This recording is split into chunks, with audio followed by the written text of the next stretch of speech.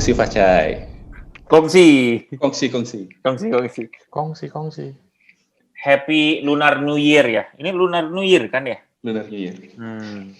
Tapi kenapa kalau Chinese New Year itu bisa selalu sama? Selalu bulan Februari untuk tahun barunya itu. Tapi kan kalau tahun baru Islam kan gerak terus. Suatu pertanyaan. Emang selalu Februari ya? Benar ya, selalu Februari ya? Benar? Iya kan? Kalau itu apa? Ya kalau Imlek kan Januari Februari. Apa perbedaan kalkulasi lunarnya ya? Berarti karena sama-sama lunar kan? Iya. Apa lunarnya? Jumlah bulannya? Lunar mayar. Lunas mayar. Itu ini banget ya, apa namanya? Kuadrat banget ya. Bulan-bulan kan lunar. Bulan-bulan. Iya, oh, Maya itu bulan ya? Iya dong. Enggak ya? Bukan. Maya itu semu. Tidak jelas. Oh, enggak tahu. Dunia maya. Oh, virtual. Iya. Ya kita mendiskusikan sesuatu yang kita tidak paham dari tadi kita bicara masalah tagal. Itu murni pertanyaan loh. Ini pertanyaan. Riset, ya, tapi ini bagus nih. Kenapa ya? Ini mungkin kita bisa jadikan topik berikutnya. Atau ketika sampai sekarang aja. Ya kayaknya kita perlu ngundang orang yang betul. Mungkin ahli feng shui. Ahli perhitungan inilah dari BMKG ya. Karena gue rasa juga banyak yang belum paham kan apa itu. Kenapa? Perhitungan bulannya gitu. Nah, ini adalah sneak preview ya. Kalau Chinese New Year kan udah 2.500 berapa kan ya? Benar. 2.532. Iya. Berarti secara peradaban Chinese apa? Iya, lebih tinggi daripada Romawi. Belum tentu. Lebih dulu. Lebih dulu. Iya. Perhitungan kalender. Ada yang lebih tua lagi nggak? Misalnya kalender Jawa misalnya gitu. Lebih tua nggak ya? Inka Maya. Nggak tahu gue.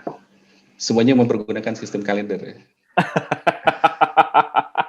Banyak yang klaim kan. Nanti mungkin kalau dirunut malah suku di Afrika yang paling pertama. Iya, mungkin. Iya, betul. Asal mula peradaban katanya, semuanya dari Afrika. Asal mula peradaban memang di Afrika, bukannya di ini. Di mana? Sungai Efrat Tigris. Efrat Tigris itu bukannya di Afrika? Middle East. Bukan dong, Middle East dong, Iwan. Ini bahaya banget sih kita diskusi tanpa apa. Sama Sungai Yansekyang. Berbahaya sekali. Efrat Tigris itu di Irak. Oh iya benar di Iran ya. Aduh. Jadi apa ini kita mau bahas apa? Ini kekacauan seperti ini tidak akan terjadi kalau apa yang akan kita bahas. Betul. Nah, chaotic ini kan. Jadinya loh. Kenapa? Padahal kita semua di dalam sistem pembelajaran yang hampirnya sebenarnya sama gitu. Betul. Tapi tetap menciptakan sebuah kericuhan. Sebenarnya gimana, Wan? Apa nih yang akan pengen kita bahas nih? Nah. Enggak ya. Ya balik lagi sih. Sebetulnya kan dari sepanjang hidup kita belajar gitu, kita kan belajar berbagai macam hal gitu. Tapi kayak berapa banyak sih yang sebetulnya betul-betul bisa kita aplikasikan, termasuk dari apa yang kita pelajari sewaktu kita kuliah gitu. Kayak misalkan sekarang apakah itu relevan nggak sih dengan apa yang kita kerjakan di kita sekarang gitu. Dulu mungkin orang juga mempertanyakan kayak relevansi, ini matematik nanti dipakainya kapan sih? Gitu. Iya, benar. Terus Kenapa nggak diajarin life skill tertentu gitu yang spesifik? Iya, financial management gitu. Financial management, taxation gitu ya, yang benar-benar dipakai pada waktu orang itu hidup dan bekerja gitu ya. Termasuk juga mungkin, ya kalau saya ngelihat refleksi ke kerjaan yang sekarang gitu ya, kerjaannya IT audit. Ada auditnya sih, walaupun dulu dipelajari di akuntansi, jurusan kuliah jurusan akunting. Cuman IT-nya belajar dari mana? Ya ada. Lupa pelajaran PAK, SIM, SADM. Itu kan cuman belajar nyalain komputer doang, Ki.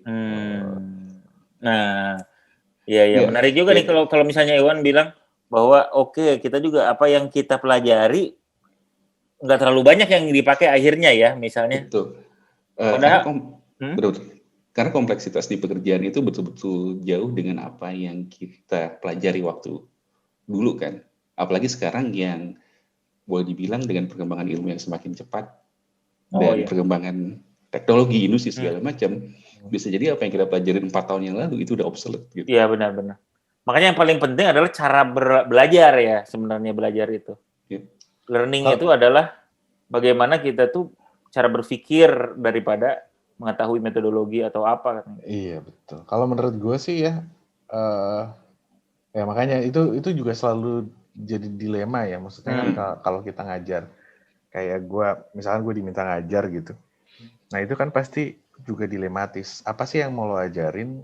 Apakah pola pikirnya atau idenya gitu ya, conceptual knowledge-nya, ataukah lo bicara practicality-nya, how to practice-nya gitu, bagaimana cara melakukannya.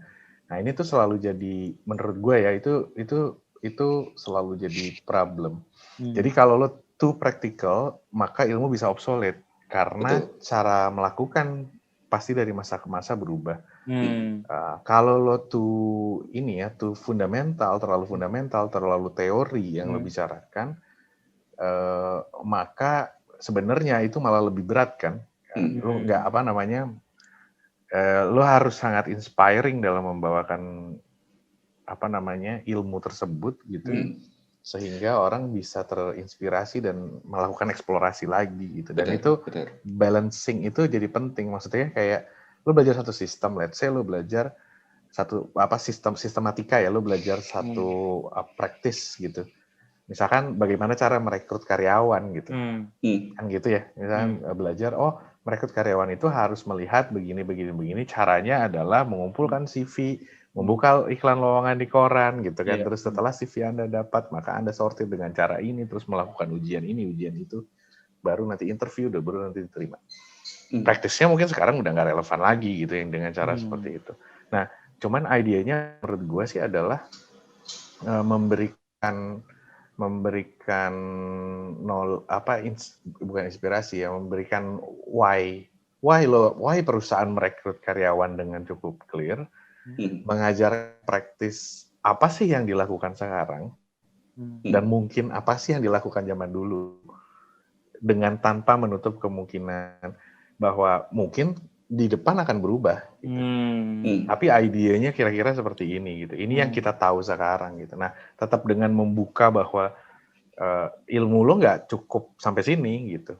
Ilmu lo pasti akan berkembang terus. Itu menurut gue juga cukup penting sih.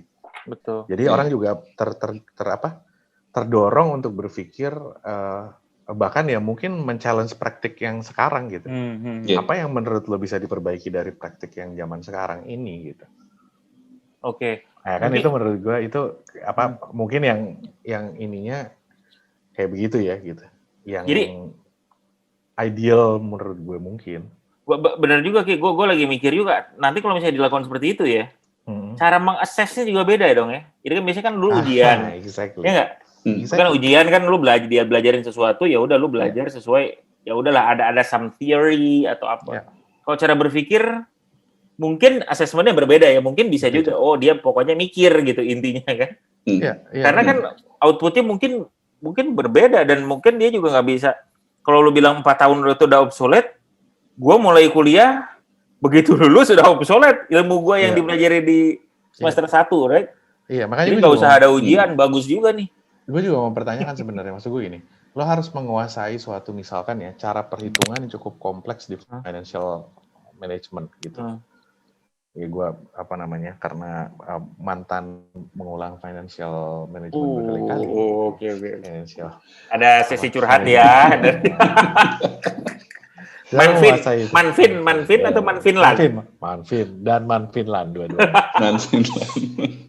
Iya. Cuma kan idenya sebenarnya kalau menurut gue objektifnya apa sih sebenarnya kan gitu ya, balik lagi. Apakah lo mau selesai kuliah tersebut lo akan jadi jagoan manajemen keuangan? Atau lo tujuannya untuk memberikan idea kepada orang ini bahwa dalam rangka lo mengelola keuangan perusahaan, apa saja sih yang harus lo consider? Ada cara praktek seperti apa saja sih sekarang? Lo mengenalkan boleh gitu. Tapi kalau lo menjadi advance atau lo menjadi menguasai cara menghitung naon, eta apa namanya nilai masa kini itu, present value net present value. Sebuah investasi misalkan ya, itu sih kalau present value nggak susah. Apalah gitu perhitungan yang rumit ya. Dan lo harus 100% correct gitu. Itu kan another thing gitu dari apakah itu objektif lo gitu kan pertanyaannya gitu. Nah itu yang kayak gitu-gitu menurut gue sih yang kayaknya perlu dilihat lagi lah gitu kalau menurut gue. Atau balik lagi ke objektif awalnya, kenapa sih kita mau kuliah gitu? Kayak kalau misalkan kita kuliah kebanyakan berapa sih? Kebanyakan yang buat kita siap untuk bekerja, kan? Kecuali mungkin ada beberapa yang punya tujuan atau objektif yang berbeda, kayak misalkan gue yang mendalami suatu ilmu tertentu sehingga akhirnya misalkan gue dia mendalaminya secara lebih teoretis dan ngambil misalkan jenjang ke yang lebih tinggi lah, ke misalkan S2 atau S3 gitu ya. Cuman untuk kebanyakan orang yang ujung-ujungnya adalah untuk menjadi workforce sebagai tenaga kerja di industri gitu ya, balance antara prinsipal dan praktikalnya itu mungkin gue rasa sih harusnya praktikalnya itu lebih tinggi sih. Tapi baik lagi bahwa benar apa yang lo bilang bahwa di masa kuliah tentu nggak akan membuat kita jadi seorang yang advance kan gitu. At least basic knowledge-nya, prinsipalnya itu kita tahu, bisa paham, jadi waktu kita kerja kita nggak terlalu kaget lah dengan apa yang kita bakalan kerjakan. Cuman baik lagi adalah kayak berapa besar sih kadarnya itu digunakan, dan satu lagi balance-nya itu berapa sih antara prinsipal dan practicals-nya itu. Nah itu kalau itu agak susah karena kalau buat gue walaupun gue memang kerjaannya dari awal karir gue adalah di area governance, risk and control, khususnya di area IT ya, IT audit dan segala macam. Mungkin gue cuma satu stream yang kepake sama gue, yaitu streamnya sistem informasi gitu. Kalau ditanya kepake apa enggak sih, menurut gue kepake banget. Jadi kalau buat gue gitu ya, menjalani karir gue, apa yang gue pelajari di kuliah itu sangat kepake. Karena kalau di-compare dengan orang-orang dari uni yang berbeda mengambil major yang sama-sama gue ngerasa gue lebih punya banyak amunisi dibandingin mereka. Setuju. Gitu. Nah, itu pengalaman gue kerja. Nah, kalau misalkan kita lihat lagi ke yang lain-lain, apakah kepake banget di praktis gue kerja? Mungkin enggak. Tapi seiring dengan karir gue berkembang, posisi gue naik, maka ilmu itu pelan-pelan kepake semuanya, Wan, kalau menurut gue. Oh, hebat juga ya. Berarti kuliah kita tuh mempersiapkan kita bukan hanya untuk 5 tahun, 10 tahun, tapi mungkin 15, 20 tahun setelah itu baru kerasa. Iya, walaupun kalau gue kan orangnya dari dulu, gue dulu suka dikatain gini sama orang-orang, lo tuh fundamentalis katanya. Waduh. Gila. Itu waktu kapan dibilangnya gitu, Ki? Gue penasaran nih, kapan lu mulai dibilangin kayak gitu? Waktu nilai-nilai bulan berdua gitu. Semuanya jelek. Jadi mungkin itu menghibur sifatnya. Lo terlalu fundamentalis gitu. Jadi itu menghibur lah teman-teman gue yang kayaknya bagus-bagus ngomong gitu ke gue. Ya karena menurut gue, kenapa gue bilang kepake semua, bukan kepake teknisnya ya. Kepake idenya menurut gue. Jadi pada saat gue menemukan kasus valuation yang cukup rumit gitu ya, gue tahu kalau by konsep gue ngerti gitu bahwa ini tuh pasti ada walaupun gue nggak pernah bisa menghafal ya, gue jelek banget dalam sisi hafalan, tapi logiknya gue ngerti gitu bahwa kalau misalnya lo mau menghitung WACC itu tuh ada komponen apa saja walaupun gue nggak hafal ada apa aja di sana. Gitu. Jadi pada saat gue mempelajari, butuh waktu singkat untuk mempelajari dan memahami kalkulasi yang cukup rumit di manajemen keuangan, gue teringat, apa mungkin karena gue sudah 3 kali ya mengulang waktu itu, jadi sehingga itu udah komprehensif banget. Komprehensif. Karena ya, ilmunya ya diulang gitu ya, bukan karena nilai tapi kan. Iya itu karena ilmu suka, kan. Karena sangat suka gitu. Nah cuman ya, tapi menurut gue sih banyak yang kepake. Gue nggak bilang semuanya kepake lah, cuman kayaknya sih banyak yang kepake di, apalagi ya field gue yang ternyata cukup luas. Jadi cakupannya kalau misalnya gue internal audit di dalam satu perusahaan kan mungkin nggak terlalu nggak terlalu banyak variasinya. Kalau ini kan gue cukup banyak variasinya ngadepin berbagai jenis kasus. Gitu sih kalau menurut gue. Ya betul juga ya. Berarti balance-nya beda-beda ya, mungkin ya. Beda-beda. Pasti beda-beda. Nggak bisa disamaratain. Nah, itu dia. Dengan sistem pendidikan yang sekarang, gue nggak tahu, karena mungkin pendidikan kita yang dulu lah, misalkan kayak gitu. Kita kan semua itu dipatoknya sama tuh. Lulus masih dalam 144 SKS, ngambil semua mata kuliah yang wajib dan pilihan lah, kayak gitu. Dengan mungkin variasi pilihan yang nggak terlalu banyak lah, kayak gitu. Dan tentunya itu bakalan membatasi juga sebetulnya apa yang mau kita pelajarin sebetulnya. Nah ini yang tadi kita baru bahas sedikit soal masalah kampus merdeka.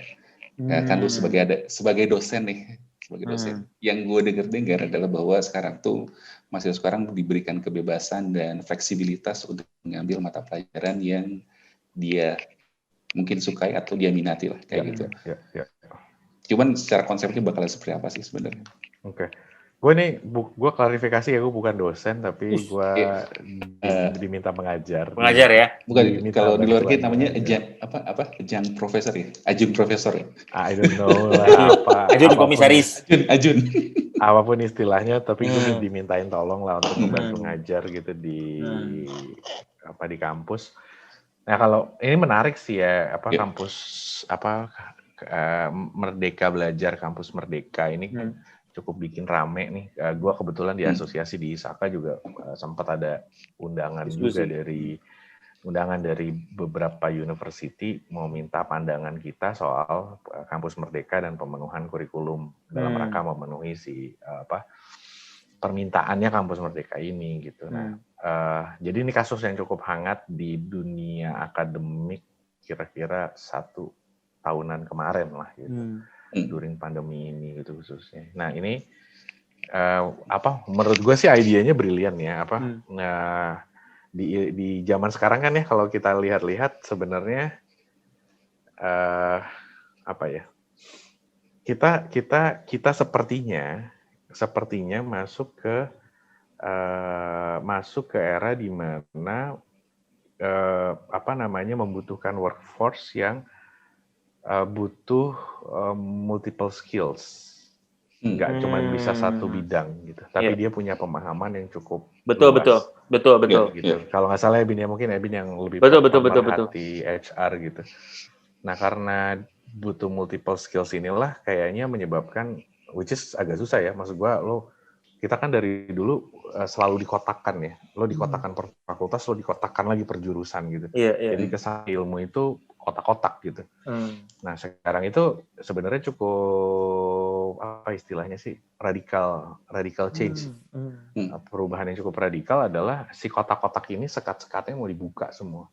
Jadi lo anak akuntansi misalkan gitu. Kalau lo pengen belajar hukum, kan dari dulu kita gitu ya. Kalau dulu kan kita akhirnya ngambil double degree di belakang layar gitu kan. Ada tuh teman-teman kita yang akuntansi dan hukum.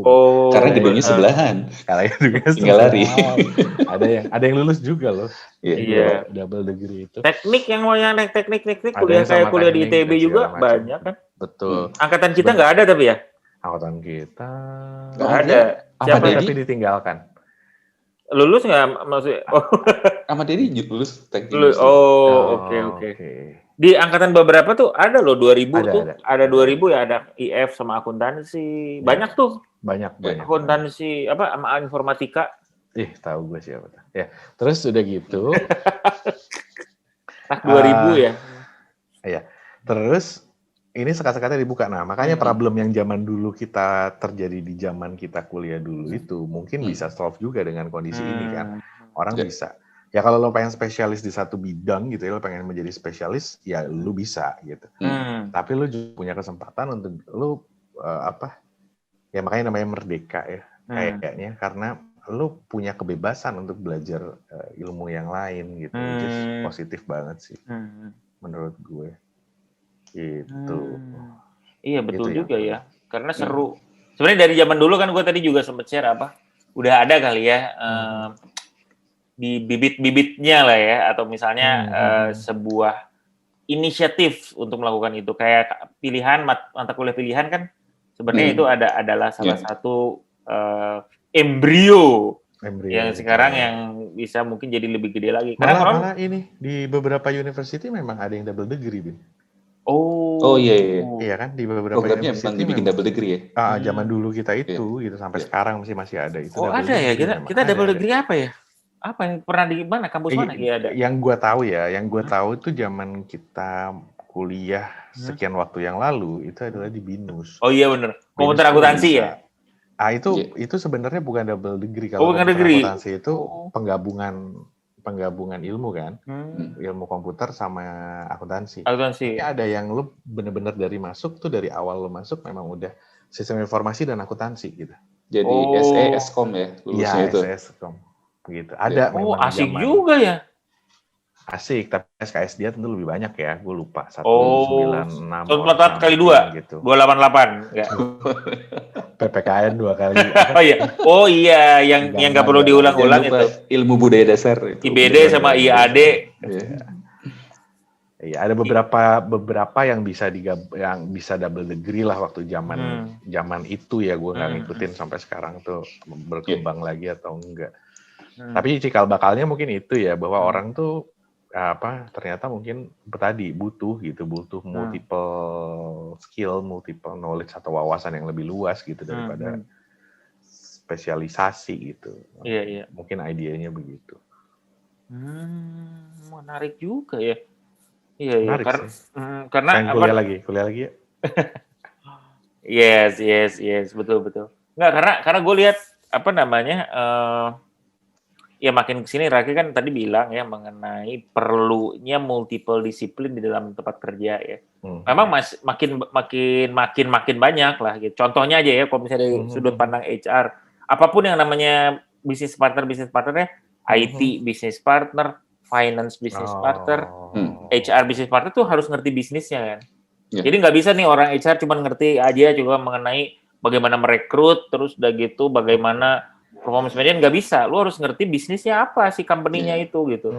Lu bisnisnya telco, ya lu harus ngerti usaha telco itu apa. Karena kan lu nanti gimana strategi people-nya lah gitu. Kan IT juga gitu pasti kan.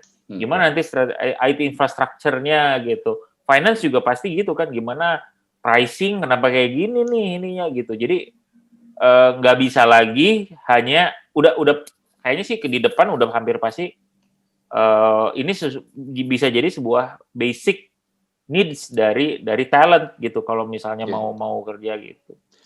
Mungkin kalau dulu kita bicaranya kebutuhan akan spesialis lebih tinggi daripada kebutuhan akan generalis ya. Mungkin kebutuhan itu yang shifting gitu ya kalau gue mungkin boleh. Gue nggak tahu ya kebutuhannya shifting atau memang ya maksudnya memang demand orang yang punya atau generalis tadi itu lebih besar gitu daripada I don't know gitu. Ya, tapi betul juga. Atau requirement-nya bertambah sebenarnya. Requirement bertambah, Wan, benar. Skill-nya bertambah. Basic skill-nya tetap diperlukan. Betul. Misalnya contoh. Gimana, Wan? Silakan.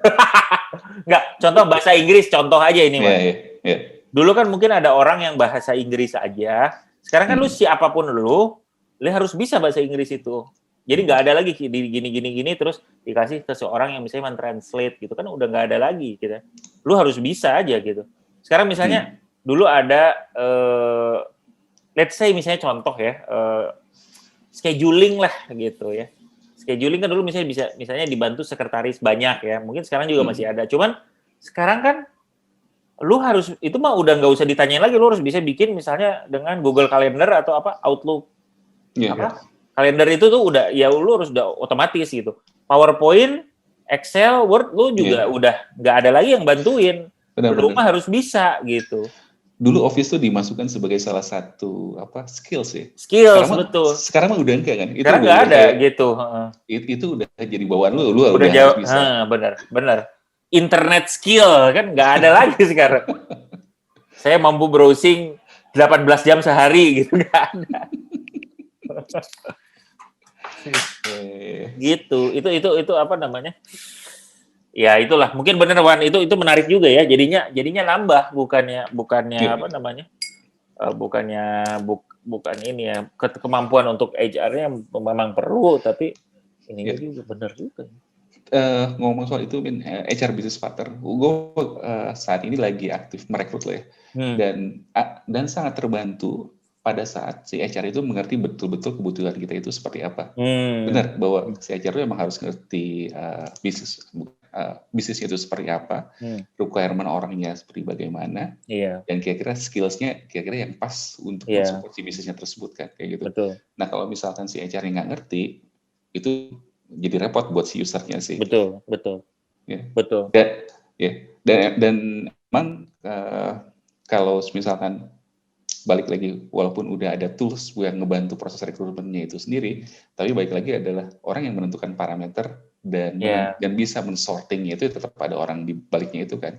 Benar. Nah, nambah lagi nih, berarti ada technical skills orang itu bisa tools ya. Tools apa aja yang dipakai ya, benar. Tools apa aja yang mungkin waktu dulu dia nggak pernah tahu. Nggak pernah tahu, benar. Nggak pernah diajarin kan, cuman ya dia harus bisa belajar aja secara cepat buat ngelakuin si tools tersebut. Makanya dalam 10 key HR talent itu atau ya kayaknya HR lah. Tapi saya kira ini bisa applied ke hampir semua ya. Salah satunya kan capability untuk learn, unlearn, relearn. Gitu. Kita pernah bahas juga ya, jangan lupa bisa ditonton video kita. Gitu. Kita memang areanya pembicaraan. Jangan lupa ini nanti ada inner link nih, bisa di-klik. Tapi boleh kita show sedikit soal si... Nah, boleh. Merdeka Belajar dong. Kita justru pengen tahu gimana. Buku panduan Merdeka Belajar ya. Bisa di-download, Ki? Bisa ada di ini website. Gue kebetulan dikirim namun belum terlalu sempat dibaca ya sebenarnya. Gak apa-apa, kita baca bareng aja di. Terima kasih loh, ini membantu gue sekali. Apa nih? Tapi ini tuh tapi buku panduan itu apa mengenai? Jadi khusus untuk pengajar atau untuk semua orang? Kayaknya sih poin utamanya untuk si penyedia layanan pengajaran ya, artinya si university, dan pastinya nyambung ke pengajar juga. Jadi ini kayaknya bisa di-download, cuman yang kayaknya tadi cukup menarik ya statementnya, ya dorongannya pasti bicara creativity dan inovasi. Jadi bagus sih, artinya ada shifting kan yang ingin dilakukan gitu, bahwa berpikir kreatif dan inovasi yang tadinya kita cukup konvensional dan cukup kaku sama ilmu. Jadinya kita bicara ini gitu, dan ini ya tahun 2020 Standar Nasional Pendidikan Tinggi gitu, bahwa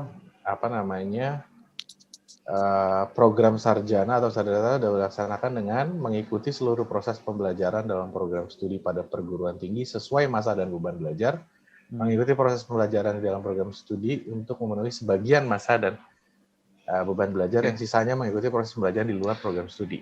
Berarti nggak ada perubahan jumlah SKS ya? Karena kayaknya belum sampai ke sana. Betul. Kayaknya belum sampai ke sana ya. Gue sih agak curiga itu sebenarnya mau, cuman tidak bisa gitu. Berubah juga tapi tidak bisa. Sorry ya, gue ini pengen ngobrol juga ya mengenai SKS itu. SKS itu misalnya ada berapa ya, 144. Itu tuh merupakan hasil assessment gitu ya. Kalau misalnya sebuah proses bahwa kalau untuk jadi sarjana itu kapasitasnya dia harus sekitar 144 satuan apa sih? Satuan KS gitu ya. Satuan KS ya. yang ini dilakukan ya. Jadi maksud gua nggak bisa ngasal juga gitu ya. Jadi 144 tuh misalnya contoh kan kemarin kan akuntan 144 gitu. Lu mau jadi seorang akuntan sarjana misalnya gitu. 144 itu terdiri dari beberapa beberapa ini. Jadi itu memang di assess ya, mungkin dilihat dari sisi kurikulum apa segala macam, habis itu baru oke, ini akhirnya kita 144. Enggak semua 144 kan ya? Mungkin yang lain ada hukum gitu mungkin 142 atau apa enggak ya? Nggak tahu gue. Kayaknya sih ya nggak tahu, gue nggak tahu deh, gue nggak bisa jawab yang lain-lainnya karena kita semua dari jurusan yang sama. Iya, benar. Kita juga nggak tahu di tempat lain. Iya. Cuman kalau gelarnya beda sih, memang make sense-nya adalah ada tambahan ya. Tapi nggak tahu juga apa namanya. Mungkin kan kita bicaranya ada keahlian umum, ada keahlian khusus ya. Maksudnya keahlian umum itu artinya seluruh sarjana harus memiliki skill ini. Kayak contoh pelajaran-pelajaran yang mungkin sifatnya ilmu secara general ya, makanya ada ilmu alamiah dasar, ilmu budaya dasar zaman kita dulu gitu kan. Agama ya mungkin. Agama gitu. Nah, ya mungkin ada faktor itunya dulu sekian SKS, terus ada yang khusus dan keahlian sekian SKS gitu, mungkin gitu ya, dasar penentuannya dulu. Nah ini kalau dilihat, ini ya ada 20 SKS menempuh pembelajaran di luar program studi pada perguruan tinggi yang sama, dan paling lama 2 semester atau setara dengan 40 SKS menempuh pembelajaran pada program studi yang sama di perguruan tinggi yang berbeda, pembelajaran pada program studi yang berbeda di perguruan tinggi yang berbeda, dan atau pembelajaran di luar perguruan tinggi. Ini menarik sih, yang cukup ini ya. Revolusioner ya. Revolusioner perubahannya, dan bisa bagus dan bisa juga bukan nggak bagus, tapi bisa juga berat untuk diimplementasi ya. Teknisnya ya. Oke, misalkan lagi banyak tuh course dari luar tuh lewat Coursera, IDX segala macam lah ya, yang mungkin secara kualitas dan jumlah dan satuan kreditnya equivalent lah gitu ya. Itu jadi memungkinkan nggak sih kita konversi jadi untuk memenuhi si requirement kampus Merdeka ini? Kalau secara aturan gue nggak bisa jawab ya, karena tentunya perlu asesmen dan segala macam. Menurut gue kan balik lagi sebenarnya gini, kalau gue lihat ujungnya adalah sebenarnya ilmu ini diperlukan untuk apa gitu. Jadi kenapa perlu ada standarisasi, kan kayaknya untuk juga bisa bahwa output itu ekspektasi atas output sehingga dia bisa masuk ke workforce adalah seperti ini gitu kan. Nah, selama hal itu bisa dikontrol, jadi kalaupun ada lembaga pelatihan eksternal di internet seperti Coursera dan segala macam, kalau itu memenuhi aturan mainnya, bisa aja menurut gua. Gitu. Kalau dia memenuhi aturan mainnya. Nah sekarang kalau kita lihat kan sebenarnya ngacu kemana sih, ini agak kayaknya ada semrawutnya mungkin, karena in a way kayaknya ada aturan main bahwa harus memenuhi keilmuan yang seperti apa gitu ya di dalam sebuah kampus, jurusan ataupun fakultas ya, sebuah keilmuan, tapi di sisi lain juga ada kebebasan juga yang diberikan gitu ke kampus. Kira-kira kayaknya setahu gue gitu ya, gue bukan akademisi jadi gue juga nggak bisa bicara banyak sih, cuman kalau logikanya gue sih selama dia memenuhi standar yang diharapkan oleh pemerintah atau negara ini untuk bisa ini ya, maka harusnya bisa, Wan. Gitu. Itu kalau dari sisi ini ya, dari sisi formil ya. Iya. Nah, kalau non formil mungkin Ebin, kalau gue sendiri dari pemberi kerja ya, user. Gue sendiri ngelihatnya tingkat keyakinan atas lembaga pendidikan eksternal juga sebenarnya sampai saat ini belum setinggi itu. Apakah bisa mencapai tingkat itu? Mungkin bisa, tapi itu pasti ada proses nanti bicara bahwa apakah Coursera memang widely, Coursera ya, apakah Coursera bisa widely accepted globally, di mana-mana di berbagai perusahaan. Artinya kan harus ada satu kesepakatan gitu ya, pasti nanti ada bicara, ada yang memberikan keyakinan entah sertifikasi or something gitu ya, yang melakukan itu sehingga itu bisa kepake secara dunia. Jadi industrinya belum nyampe ke sana menurut gue. Tapi apakah someday bisa? Gue yakin pasti bisa. Karena berapa kali gue juga ikutan course-nya Coursera dan menurut gue keren sih. Bagus ya. Dan kayaknya juga ya nggak tahu lah kan, karena sekarang banyak juga diskusi ya bahwa diskusi bahwa gimana nih relevansinya sekolah di masa yang akan datang. Gimana sekarang itu kan sekolah juga udah kayak sekarang kan kayaknya materi apa segala macam dari kampus-kampus ternama seluruh dunia aja udah available gratis malah beberapa tuh. Iya. Gue lihat kayaknya MIT buka gitu, terus udah gitu banyak lah yang course-course kayak gitu di share. Jadi itu satu. Yang kedua juga kan udah ada beberapa yang menyebutkan tidak usah bawa ijazah. Katanya nggak ada ijazah, nggak sekolah itu nggak ini ada beberapa perusahaan gede ya, lupa. Gue lupa sih Google sama apa gitu, EY atau apa ya? Iya, EY. Dulu ya. Iya, tidak usah bachelor katanya. Nggak usah katanya. Nggak usah bachelor tapi master. Kalau bisa PhD. PhD. Nah, itu juga enggak kan. Terus di Indonesia juga udah mulai banyak kan, ya dengan menjamurnya small and medium enterprise, startup, kayak gitu-gitu jadi lebih banyak yang merasa bahwa irrelevant. Beberapa malah dengan ini sih sebagai tambahan aja kayak Gofar Hilman. Gofar Hilman itu kan dia ngerekrut orang, terus begitu dia tulis nggak usah pakai ijazah, nggak penting kata dia. Gitu. Of course it's different ya, maksudnya pekerjaannya different. Cuman menurut gua itu shifting aja ya. Mulailah ada ininya gitu ya, ada pergeseran bahwa sesuatu yang sebelumnya harus jadinya mungkin nggak harus, even untuk bekerja ya. Kalau misalnya untuk wira swasta kan mungkin ya sok aja lah, ini kan kerja ya gitu, ada itu. Nah itu juga dan benar juga tadinya kan dengan advance-nya courses gitu, semakin terbukanya informasi. Mungkin ke depannya gue kayaknya kadang suka ngelihat bahwa kalau gue dengar kayak gini ya mungkin ya akhirnya adalah assessment dari si perusahaan yang penting sih. Oke. Gitu ya. Karena jadi menurut lo, Bin, sebagai orang HR, menurut lo kalau misalkan si perusahaan tidak mau memedulikan ijazah, that's fine. Fine menurut gue. Fine. Karena ada semuanya tuh ada konsekuensinya ya, ada konsekuensinya. Kenapa biasanya orang itu pakai sekolah? Karena sekolah tuh sebenarnya it's not about the knowledge, tapi sometimes about attitude, karakteristik. Ya. Jadi lu misalnya bisa ngelihat nih, misalnya anak dari kampus mana, itu thinking-nya, network-nya, drive bekerjanya, itu yang itu yang mereka pengen ngambil. Kenapa? Oh, lulusan sini bukan karena filter bukan karena misalnya misalnya teknik mesin gitu ya. Dia jago mesinnya tuh enggak juga gitu ya. Apa misalnya diadu dengan sesama mesin gitu, mungkin knowledge-nya bisa aduable gitu ya. Tapi kalau masalah drive-nya, terus udah gitu kan perspektif, kalau misalnya company itu kan perlu perspektif, strategical thinking-nya, conceptual thinking, bahasa Inggris, confident, terus udah gitu kan work ethics. Nah itu beda work ethics-nya gitu. Ada itu kelihatan. Oh, memang beda ya kalau keluaran dari sini drive-nya gitu.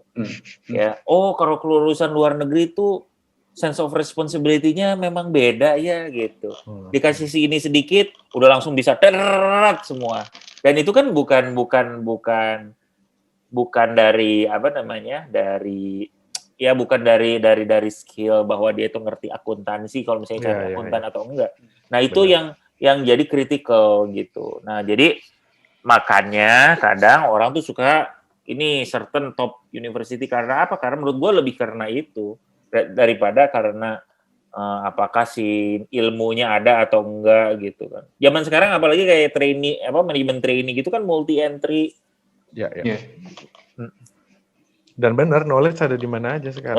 Di mana aja lu mah enggak bisa nyari sendiri. Ya. Bisa nyari sendiri benar. Betul. Gitu. Ini itu menarik sih ya, maksudnya menarik sih ya sebenarnya ya, mungkin sebagai university gitu ya, atau sebagai pengajar mungkin juga harus melihat sebenarnya mau mencetak orang-orang dengan drive yang seperti apa. Karena itu pengaruh. Betul. Cara lo menyampaikan materi, cara lo membangun kompetisi di dalam gitu. Jadi masalah nggak boleh nyontek mungkin bukan bicara masalah apa-apa, tapi ini bicara masalah value gitu kan. Betul. Yang gitu-gitu ya. Karena kan nggak boleh nyontek, misalnya jadi confident anak-anaknya tuh gitu Ya, kan, ya, jadi ya, sama ya. kerjaannya gitu-gitu. Beda, memang akhirnya tuh beda gitu ya. Ya Oke. mungkin lu juga semua pernah ngalamin ya, punya tim atau apa rekan kerja dari kampus yang berbeda misalnya gitu, memang beda ya gitu ya. Drive-nya, cara dia menyelesaikan permasalahan Ya, ya. aja gitu. Yang satu nyarinya dimintain A, dapat A B C D E, yang satu bisa cuman setengah A aja atau A aja gitu. Ya, ya, Atau benar. satu lagi mungkin, loh kenapa A, Kak? Bukannya ini pertanyaannya harusnya jawabannya F gitu. Gitu, kan beda Kamu jadi. ngelawan. Gitu. Iya, benar-benar. Ya, ya. Gitu. Dan kalau gitu Satu. ospek jadi penting dong ya. Apa sih ini? Iya dong, Ospek kan membangun Bukan kampus karakter. merdeka namanya ini, kampus Peoda. Merdeka itu harus diperoleh dengan perjuangan. Nah, Oh iya, harus ditindas dulu ya. ditindas baru dulu, merdeka. namanya kampus VOC. Rektornya si Janggung. Kenapa Wan tadi? Enggak, gue jadi kepikiran bahwa dengan adanya kampus merdeka ini berarti sebetulnya mengakomodasi kebutuhan individu yang berbeda-beda sebetulnya. Di mana mungkin approach-nya kalau yang dulu semuanya itu adalah dibikin uniform semuanya, kayak misalkan betul. pabrik lewat cetakan yang sama. Nah sekarang adalah pabriknya kita bisa mempunyai custom mold yang berbeda untuk output yang disesuaikan dengan kebutuhan dari si individu tersebut. Karena mungkin balik lagi kayak misalkan walaupun kita semua masuk jurusan akuntansi, tapi tentunya ada peminatan yang berbeda-beda. Betul. Ya, betul. Iya, ada ekspektasi yang berbeda juga dari masing-masing individu gitu. Ada yang masuk misalkan ke sistem audit, ada yang pure finance, accounting segala macam gitu ya. Atau bahkan ada yang jatuh-jatuhnya ke humaniora gitu, misalkan. Betul. Psikologi, behavior segala macam kayak misalkan lu kayak gitu. Aku akuntansi fokus tapi ke IAD ininya. Oh, IBD, sorry. Ilmu budaya dasar. Iya. Ya, benar. Ya, sesuatu hal yang menggembirakan sih sebetulnya, dan mudah-mudahan bisa menghasilkan output yang emang lebih relevan. Benar. Yang dibutuhkan di dunia kerja. Mudah-mudahan. Mudah-mudahan. Gue punya hope besar sih, karena menurut gue ini tadi ya kalau Ebin bicara drive, mungkin dengan begini sebenarnya si drive itu lebih bisa kelihatan lagi. Jadi mungkin nggak bisa spesifik bicara kampus ya. Iya. Tapi ini kita bicara orang gitu. Akan kelihatan memang benar-benar orang yang punya drive-nya yang seperti apa gitu. Iya, iya. Nah, itu tantangan untuk bagaimana si company atau asesor atau recruiter nanti akan milih. Lu kan jadinya ini, lu nggak cari dari mana? Belum tentu loh dari kampus ini. Jadi semakin merata atau semakin menyebar, semakin luas. Makanya asesmennya tuh harus oke juga gitu. Sebenarnya kan dari ini juga berkembang lah ya, misalnya jadi kalau dari sesi ngerekrut ya, zaman dulu kan misalnya rekrut itu ada tes tulisnya ya, misalnya itu satu. Terus ada suka pakai psikotes gitu ya. Terus psikotes juga sekarang bergeser, ada yang pakai ada yang enggak. Gitu ya, karena melihat potensi, kita nggak melihat pakai assessment center, katanya dia akan melihat kompetensi. Terus udah gitu kan orang juga kan dulu yang penting lu kuliah, misalnya ada certain nilai yang lu bisa dapat, lu untuk dapat kerja. Makin angkatan kita kan udah mulai kan bahwa lu nggak bisa hanya ini aja, belajar aja, harus ada organisasi, harus bisa bahasa Inggris, bisa berkomunikasi, itu udah mulai tuh. BM kalau zaman sekarang katanya ya, rekruter itu banyak mau katanya. Itu menurut bahasa milenial ya. Gitu. Wah, jadi makin kesini ya terus ya makin ke sana udah pasti yang kita bahas tadi. Makin banyak requirement-nya. Gitu kan kurang lebih jadinya. Baik. Menarik ya. Sekarang selalu menarik. Banyak yang mau merdeka ya. Oh, kampus merdeka. Padang merdeka. Ya Padang merdeka. Papua Barat. Ini di rumah saya hujan, jadi berisik sekali ini. Iya, nggak apa-apa. Ini kan namanya pilihan dan situasinya memang berbeda-beda. Merdeka aja, bebas. Medan Merdeka ya, Medan Merdeka Barat ya. Sip ya, mungkin ya. Jadi ya kita mungkin pada malam ini dulu ya mungkin ya, Wan ya. Gimana? Iya. Cukup ya, kita malam ini kayaknya menarik sekali pembicaraannya karena ini mengangkut masa depan bangsa dan humaniora dan humanity ya. Gitu. Jadi kita senang sekali diskusi malam ini. Mudah-mudahan kalau misalnya Kelompok Pencapir ada pandangan mengenai Kamus Merdeka ini, silakan loh komen ya. Ayo dong komen ya. Ya kita tunggu komennya semua itu. Oke, bye-bye. Sampai ketemu Kelompok Pencapir semua. Sampai ketemu semua. Sampai ketemu. Bye.